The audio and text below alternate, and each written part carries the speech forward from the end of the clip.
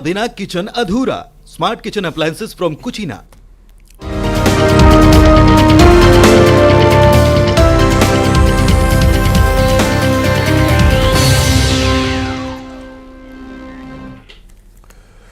नमस्कार, बहुत स्वागत है आपका। मैं हूं आपके साथ सुमित शर्मा। भोपाल से खबर है जहां पर पूर्व मुख्यमंत्री कमलनाथ ने मोहन यादव से मुलाकात की है। जी हां, मध्य प्रदेश के नवनिर्वाचित मुख्यमंत्री मोहन यादव से मुलाकात की है कमलनाथ ने। वीआईपी गेस्ट हाउस में यह मुलाकात हुई। सीएम को कमलनाथ ने बधाई दी है मुख्यमंत्री बनने की। मोहन यादव को मुख्यमंत्री बनाए जाने पर कमलनाथ ने बधाई दी। ये तस्वीरें आपके सामने। गेस्ट हाउस में मिले हैं दोनों ही नेता, पीसीसी अध्यक्ष कमलनाथ और उन सब के लिए हम तैयारी कर रहे हैं। प्रदेश में भारतीय जनता पार्टी को प्रचंड बहुमत की सरकार बनी है और भाजपा के लिए पूरा देश वर्तमान में एक विशेष निगाह से देखता है। तो कई हमारे लिए प्रदेश में और बड़ी संभावना सरकार के आधार पर भी और आम जनता की गरिमा के हिसाब से कार्यक्रम करने की बनती है। सर, पार्टी ने और जनता ने आपको बड़ी जिम्मेदारी दी है और 24 की चुनौती आपके सामने है। आप सबके सहयोग से पूरा करें। चल हो गया। चुनौतियों को लेकर कहा कि आप सभी के सहयोग से इन चुनौतियों को पूरा करेंगे। जो जिम्मेदारी मिली है और उसका निर्वहन करेंगे। तो ये मुलाकात शिष्टाचार्य मुलाकात थी कमलनाथ और मोहन यादव की। अधिक जानकारी के लिए हम बातचीत करेंगे। हमारे सहयोगी शैलेंद्र भदौरिया जुड़े हुए हैं फोन लाइन पर। शैलेंद्र, ये मुलाकात बताती है कि मतभेद जरूर होते हैं, राजनेताओं में मनभेद नहीं होते। जब भी कोई बड़ी जिम्मेदारी पर बैठता है तो उसे बधाइयां दी जाती हैं। शिष्टाचार्य मुलाकात। बिल्कुल सुमित, आपने ठीक कहा कि देखिए चुनावी समर के दौरान जरूर सियासी बयानबाजी की जाती है, लेकिन जब सरकार चूंकि अब बन गई है नए मुखिया के तौर पर, डॉक्टर मोहन यादव की कल ताजपोशी होनी है, नाम उनका तय हो गया और ऐसे में पीसीसी चीफ का उनसे शिष्टाचार भेंट करने पहुंचे थे, सौजन्य भेंट करने वीआईपी गेस्ट हाउस पहुंचे थे। बुके देकर उनका स्वागत किया और मध्य प्रदेश के प्रगति को लेकर दोनों की बातचीत जरूर हुई है। और जिस तरीके से उप मुख्यमंत्री ने भी ये कहा कि मध्य प्रदेश को एक नई दिशा देने के लिए काम करना है, सभी का साथ चाहिए है। तो ऐसे में लगातार जो है विपक्ष की तरफ से भी उनको शुभकामनाएं मिल रही है और कहीं ना कहीं ये बात भी कही जा रही है कि मध्य प्रदेश के विकास को लेकर विपक्ष जो है वो पूरे समय सरकार के साथ खड़ा नजर आएगा। तो अब चूंकि उनके मुख्यमंत्री के तौर पर उनका ऐलान, नाम का ऐलान हो चुका और यही कारण है कि चीफ कमलनाथ खुद उनसे मुलाकात करने के लिए पहुंचे हुए थे। जी बिल्कुल, और लोकतंत्र की एक अच्छी तस्वीर भी हम इसे कह सकते हैं।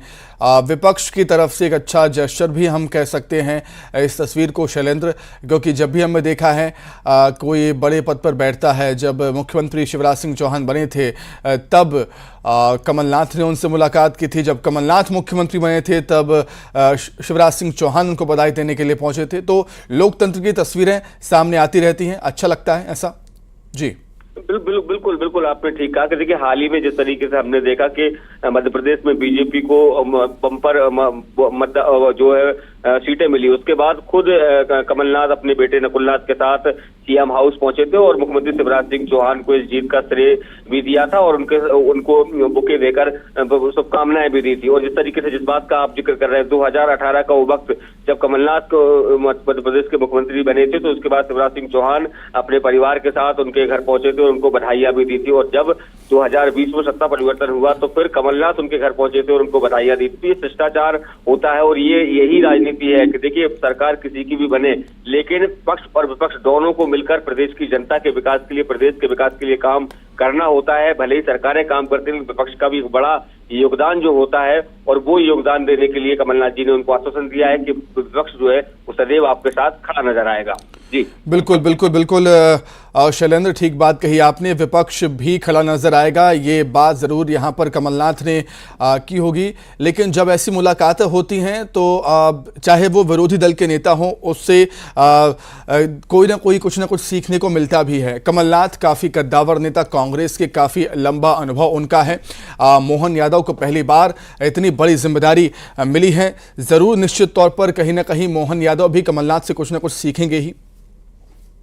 बिल्कुल बिल्कुल आपने ठीक कहा कि लंबा अनुभव, राजनीतिक अनुभव कमलनाथ का है। वो केंद्र में कई सरकारों में लगातार मंत्री रहे, मध्य प्रदेश के भी कुछ समय तक मुख्यमंत्री रहे, 9 बार के वो सांसद हैं, दूसरी बार वो विधायक बने हैं, तो एक बड़ा राजनीतिक समझ रखते हैं। और जिस बात का आपने जिक्र किया कि डॉक्टर मोहन यादव को पहली बार वो मुख्यमंत्री बने, हालांकि पिछले कार्यकाल में वो मंत्री के तौर पर, उच्च शिक्षा मंत्री के तौर पर उन्होंने काम किया है, तो ऐसे में निश्चित तौर पर जो है निश्चित तौर पर इस बात को लेकर जरूर बात हुई होगी कि किस तरीके से उनके अनुभव का फायदा मध्य प्रदेश को मिले। ठीक है शैलेंद्र, कमलनाथ ने क्या कुछ कहा, बने रहिए शैलेंद्र हमारे साथ। कमलनाथ ने क्या कुछ कहा था इस मुलाकात के बाद, दर्शकों को वो हम सुना देते हैं।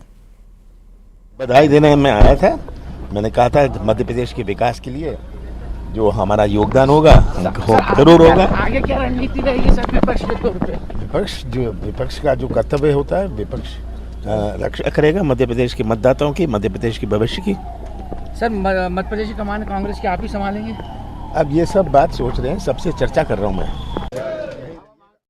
कमलनाथ ने इसे शिष्टाचार मुलाकात बताया, कहा कि मोहन यादव मध्य प्रदेश के मुख्यमंत्री बनाए गए हैं, विधायक दल का नेता उनको चुना गया, तो उनको बधाई देने के लिए वो पहुंचे हुए थे और विपक्ष का साथ मिलता रहेगा। शैलेंद्र लगातार हमारे साथ जुड़े हुए हैं। शैलेंद्र, कमलनाथ ने भी ये कहा है मुलाकात के बाद कि विपक्ष का साथ सरकार को मिलता रहेगा, प्रदेश के विकास के लिए एक बहुत महत्वपूर्ण बात कही है और एक अच्छा जेस्चर भी, एक जिम्मेदार विपक्ष होने के नाते।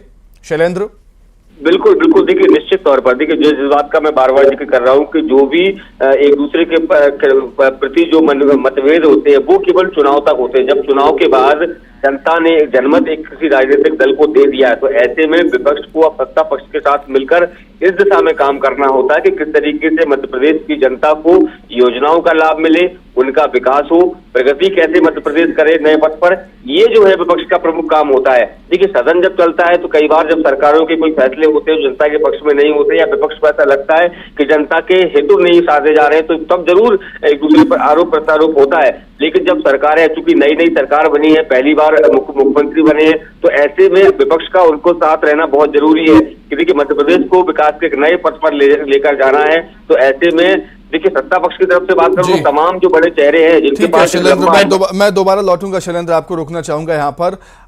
मुख्यमंत्री मोहन यादव ने इस मुलाकात के बाद क्या कुछ कहा, वो भी दर्शकों को हम सुना देते हैं।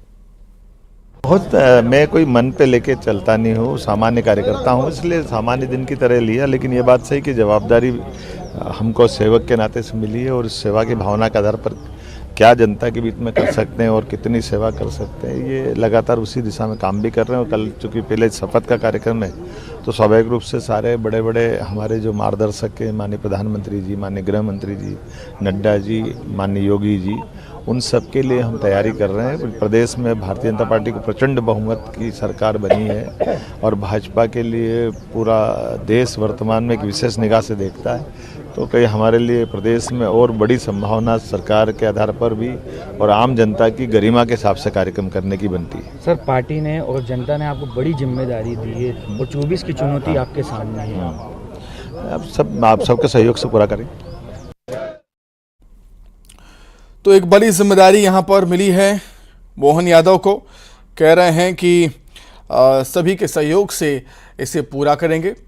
और निश्चित तौर पर शैलेंद्र लगातार हमारे साथ जुड़े हुए हैं। शैलेंद्र, एक बेहद बड़ी जिम्मेदारी मोहन यादव को सौंपी है आला कमान ने और वो मान भी रहे हैं कि एक बड़ी जिम्मेदारी, एक आम कार्यकर्ता को, एक छोटे से कार्यकर्ता को इतने बड़े पद पर बैठाया है।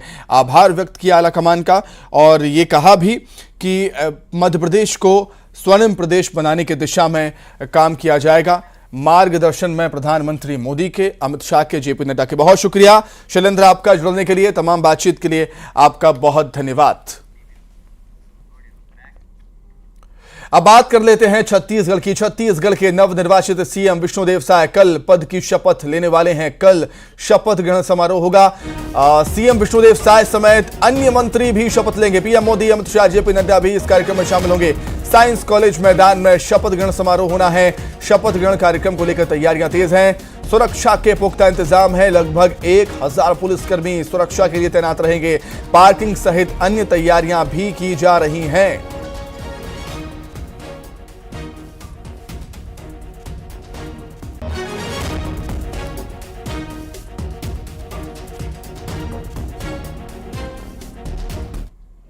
प्रधानमंत्री नरेंद्र मोदी की उपस्थिति में छत्तीसगढ़ के नए मुख्यमंत्री विष्णुदेव साय और उनके मंत्रिमंडल के सदस्य कल दोपहर 12 बजे राजधानी रायपुर के साइंस कॉलेज मैदान में शपथ ग्रहण करेंगे। मेरे पीछे आप देख सकते हैं कि शपथ ग्रहण समारोह के लिए एक बड़ा मंच यहां पर तैयार किया जा रहा है।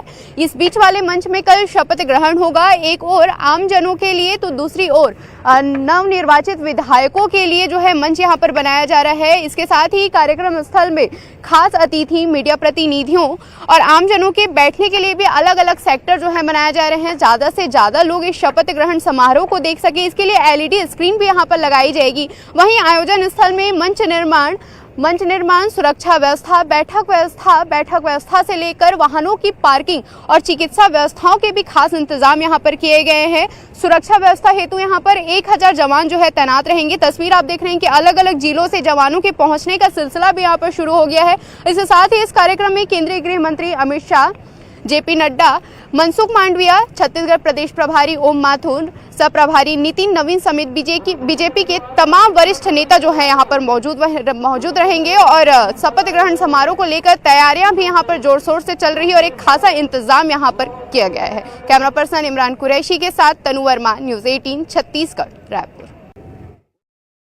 आज दिन को बेहद भव्य बनाने की तैयारी और मुख्य डोम के साथ 3 और डोम भी तैयार हो रहे हैं। 3 बड़े डोम के साथ ही एक मुख्य मंच भी तैयार हो रहा है। प्रधानमंत्री नरेंद्र मोदी, गृह मंत्री अमित शाह और राष्ट्रीय अध्यक्ष जेपी नड्डा भी पहुंचने वाले हैं। अधिक जानकारी के लिए क्या कुछ तैयारियां हैं इस कार्यक्रम को लेकर, वो हम जानेंगे। सीधे रुख करेंगे हमारे सहयोगी आकाश हमारे साथ जुड़ गए हैं। आकाश, बेहद खास दिन कल छत्तीसगढ़ के लिए होने वाला है, क्योंकि नए मुख्यमंत्री अपने पद की शपथ लेंगे, कई मंत्री भी शपथ ले सकते हैं और सबसे खास बात यह है कि इस कार्यक्रम में प्रधानमंत्री मोदी, अमित शाह, जेपी नड्डा भी पहुंचने वाले हैं। बेहद बड़ा, बेहद खास दिन कल छत्तीसगढ़ के लिए। आकाश, क्या तैयारियां? जी बिल्कुल सुमित, कल जो बेहद खास दिन है छत्तीसगढ़ के लिए, भाजपा के लिए भी है। चौथी बार सरकार अब शपथ लेने जा रही है। विष्णुदेव साय पहले आदिवासी मुख्यमंत्री के तौर पर शपथ ले रहे हैं और इसकी पूरी तैयारी साइंस कॉलेज मैदान में कर ली गई है। कल विष्णुदेव साय जब निकले तो सबसे पहले राम मंदिर के दर्शन किए, उसके बाद उन्होंने वीडियो कॉन्फ्रेंसिंग से कार्यकर्ताओं से बात की, उनको शुभकामनाएं दी। 25,000 कार्यकर्ता करीब जुड़े थे, सबको जो है शपथ ग्रहण समारोह में आने का न्योता दिया। इसके साथ ही जो है संगठन के लोगों से भी चर्चा जी। कहा जा रहा है कि प्रधानमंत्री नरेंद्र मोदी, केंद्रीय गृह मंत्री अमित शाह, प्रदेश भाजपा के राष्ट्रीय अध्यक्ष अमित शाह समेत संगठन के तमाम लोग मौजूद रहेंगे। कई अन्य राज्यों के जो है सीएम भी यहां पर आ सकते हैं। तो इस तरीके से भव्य समारोह का कल आयोजन है। प्रशासन भी पूरी तरीके से इसमें जुड़ गया है। कल मुख्यमंत्री जो है शपथ लेंगे। इसके साथ ही जो है डिप्टी सीएम के भी शपथ लेने की जो बात सामने आ रही है, वहीं कुछ मंत्रिमंडल में कुछ नए चेहरे जो हैं वो भी कल शपथ ले सकते हैं। जी बिल्कुल आकाश, और डिप्टी सीएम भी कल शपथ ले सकते हैं क्या मुख्यमंत्री के साथ, ये भी जानकारी मिल रही है। और ये खास कार्यक्रम तो है ही, इसको भव्य बनाने की तैयारी है भी बीजेपी की, लेकिन जब प्रधानमंत्री मोदी, अमित शाह और जेपी नड्डा यहां पर पहुंचेंगे तो ये कार्यक्रम और भी ज्यादा खास हो जाता है। आकाश जी बिल्कुल, खास भी क्यों ना हो, क्योंकि जब लगातार चुनाव प्रचार चल रहा था उस समय यही जो बड़े नेता हैं वो उन्होंने कमान संभाला था। लगातार जो भाजपा का प्रचार कर रहे थे, लोगों को न्योता दे रहे थे कि सरकार बनने वाली, और अब पूरे छत्तीसगढ़ के लोगों को न्योता है कि वो शपथ ग्रहण समारोह में आए। अब जब वो समय आ गया है तो भव्यता भी इसकी काफी होगी, बड़ी होगी। साइंस कॉलेज मैदान को पूरा सजाया जा रहा है, एक बड़ा डोम तैयार किया जा रहा है जिसमें लाखों लोग आ सकते हैं, क्योंकि छत्तीसगढ़ के अलावा अन्य राज्यों से भी कई बड़े वीआईपी, वीवीआईपी गेस्ट जो हैं आने हैं। इसको लेकर भी तैयारी है। प्रधानमंत्री नरेंद्र मोदी के आने की खबरें अभी तक के हैं, तो बड़ा आयोजन रहेगा ये छत्तीसगढ़ का। जी बिल्कुल आकाश, बहुत शुक्रिया तमाम जानकारी के लिए, आपका बहुत धन्यवाद। तो भव्य बनाने की तैयारी, शपथ ग्रहण समारोह को साइंस कॉलेज मैदान में तैयारियां जोरों पर हैं। 3 डोम बनाए जा रहे हैं। मंच बेहद बड़ा होगा क्योंकि कई खास मेहमान, कई दिग्गज, कई बड़ी हस्तियां इस मंच पर मौजूद रहेंगी। साइंस कॉलेज मैदान का ये ग्राउंड कल साक्षी बनने जा रहा है एक खास दिन के लिए। 3 बड़े डोम के साथ एक मुख्य मंच। विष्णुदेव साय कल मुख्यमंत्री पद की शपथ लेने वाले हैं। मंत्रिमंडल भी शपथ लेगा। कल दोपहर 2 बजे नवनियुक्त सीएम का शपथ ग्रहण समारोह होने जा रहा है।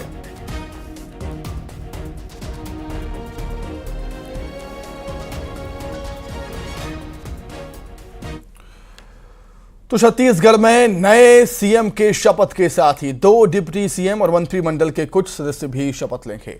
डिप्टी सीएम के लिए अरुण साव और विजय शर्मा के नाम की चर्चा है, तो वहीं मंत्रिमंडल के सदस्यों में कई नाम हैं।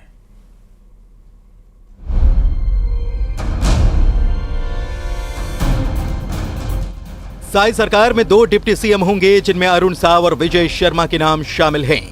वहीं पूर्व मुख्यमंत्री डॉक्टर रमन सिंह के विधानसभा अध्यक्ष बनने की चर्चा भी है। रमन सिंह 1990 में पहली बार विधायक बने। 1999 में वे राजनांदगांव से सांसद बने और केंद्र सरकार में मंत्री भी रहे। इसके बाद साल 2003 से 2018 तक वो छत्तीसगढ़ के मुख्यमंत्री रहे। डिप्टी सीएम में 2 नामों की चर्चा है, जिसमें अरुण साव और विजय शर्मा के नाम प्रमुख रूप से लिए जा रहे हैं।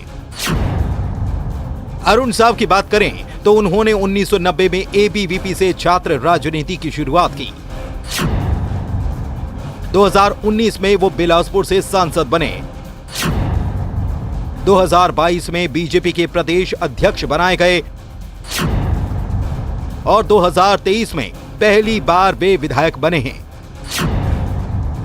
वहीं विजय शर्मा पहली बार कवर्धा से विधायक बने हैं। उन्होंने कांग्रेस सरकार के कद्दावर मंत्री वन मंत्री मोहम्मद अकबर को हराया है। वो भारतीय जनता युवा मोर्चा के प्रदेश अध्यक्ष भी रह चुके हैं। वहीं मंत्रियों में कई नामों की चर्चा है, जिनमें बृजमोहन अग्रवाल, ओपी चौधरी, केदार कश्यप, लता उसेंडी, धर्मलाल कौशिक, राजेश मूणत, अमर अग्रवाल, दयाल दास बघेल, अजय चंद्राकर, राम विचार नेताम, किरण देव और पुन्नू लाल मोहले के नाम की चर्चा है। बात अगर करें ओपी चौधरी की, तो वो 2018 में कलेक्टर पद से इस्तीफा देकर बीजेपी में शामिल हुए और 2023 में रायगढ़ सीट से उन्होंने जीत हासिल की। वहीं लता उसेंडी 1999 में पार्षद बनी। 2003 में वो पहली बार विधायक बनी। 2008 में जीतकर मंत्री बनी। राज्य महिला आयोग की वे अध्यक्ष रहीं। वर्तमान में बीजेपी राष्ट्रीय उपाध्यक्ष हैं। वहीं केदार कश्यप पहली बार साल 2003 में विधायक बने थे और रमन कैबिनेट में वे राज्य मंत्री रहे। 2008 और 2013 के साथ ही 2023 में भी उन्होंने जीत हासिल की। 2008 से लेकर 2018 तक वे कैबिनेट मंत्री रहे। धर्मलाल कौशिक के भी मंत्रिमंडल में शामिल होने की चर्चा है। धर्मलाल कौशिक 4थी बार बिल्हा से विधायक बने हैं। पार्टी में वे कई पदों पर रहे हैं। 2003 में वे चुनाव हारे, लेकिन राज्य मंत्री का दर्जा मिला। 2008 से 2013 तक वे विधानसभा के अध्यक्ष रहे। 2013 में वे बीजेपी के प्रदेश अध्यक्ष बनाए गए। 2018 में उन्होंने नेता प्रतिपक्ष का पदभार संभाला। इसके अलावा मंत्रिमंडल के चेहरों में कई नामों की चर्चा है, जिसका खुलासा 13 दिसंबर को ही होगा। लेकिन ये बात तय है कि इस बार मंत्रिमंडल में सरगुजा, बिलासपुर और बस्तर संभाग का दबदबा रहेगा। Bureau report, news 18 Raipur. अब बात कुछ और खबरों की कर देते हैं। गरियाबंद से बड़ी खबर, जहां सड़क हादसे में 3 लोगों की मौत हो गई। रेत से भरे हाईवा ने मोटरसाइकिल को टक्कर मार दी। नवापारा के बगदेही स्कूल के सामने तर्री रोड पर यह हादसा हुआ। पिता सहित 2 बच्चों की मौके पर ही मौत हो गई है। अपने बच्चे को स्कूल छोड़ने जा रहा था पिता, तभी रेत से भरे हाईवा ने मोटरसाइकिल को टक्कर मार दी और पिता समेत 2 बच्चों की जान चली गई। बेहद दर्दनाक यह हादसा। दोनों बच्चों की उम्र 1 साल और 5 साल बताई जा रही है। गुस्साई भीड़ ने सड़क पर चक्का जाम कर दिया, जाम लगा दिया। तस्वीरें आप देख सकते हैं किस तरीके से भीड़ वहां पर इकट्ठा हुई और जाम के हालात वहां पर बन गए थे। लोगों में काफी गुस्सा था, भीड़ आक्रोशित थी, गुस्साई थी, क्योंकि बेलगाम जो हाईवा सड़क पर दौड़ते हैं वो आए दिन दुर्घटना की वजह बनते हैं, हादसों की वजह बनते हैं। एक बार फिर से तेज रफ्तार हाईवा ने मोटरसाइकिल को टक्कर मार दी और बेहद दर्दनाक ये हादसा। एक पिता अपने बच्चों को स्कूल छोड़ने के लिए जा रहा था और मोटरसाइकिल पर सवार थे तीनों को जोरदार टक्कर लगी, तीनों की जान चली गई, एक पिता और 2 बच्चे। मुंगेली में कुत्तों का आतंक लगातार जारी, डॉग बाइट के मामले बढ़े हैं। यहां पर बीजेपी पार्षद जितेंद्र दावड़ा सहित 7 से ज्यादा लोगों को कुत्तों ने काटा। 2 से 3 गायों को भी कुत्तों ने अपना शिकार बनाया है। कुत्तों के हमलों से लोगों में दहशत है। अब मुंगेली शहर में आवारा कुत्तों का आतंक अब लगातार बढ़ता ही जा रहा है। डॉग बाइट के मामले बढ़ रहे हैं, अस्पतालों में पहुंच रहे हैं कई मामले। बीजेपी पार्षद सहित जितेंद्र दावड़ा 7 से ज्यादा लोगों को कुत्तों ने काटा, 2 से 3 गायों को भी शिकार बनाया। उधर कोंडागांव में यात्रियों से भरी बस में आग लग गई। केशकाल में यात्रियों से भरी बस में आग लगी। रायपुर से जगदलपुर बस जा रही थी। सुबह 4 बजे की घटना है ये। बस में 50 से ज्यादा यात्री सवार थे। घटना में 2 महिला सहित 3 पुरुष झुलस गए हैं। घायलों को अस्पताल में एडमिट किया गया। तस्वीरों में आप देख सकते हैं बस पूरी तरीके से जलकर खाक हो गई। भयंकर आग की लपटें बस से निकलती हुई आपको नजर आ रही होंगी। हालांकि बस में आग कैसे लगी ये अभी स्पष्ट नहीं हो पाया, लेकिन गनीमत यह है कि एक बड़ा हादसा टल गया है। फिर भी 2 से 4 लोग झुलस गए थे।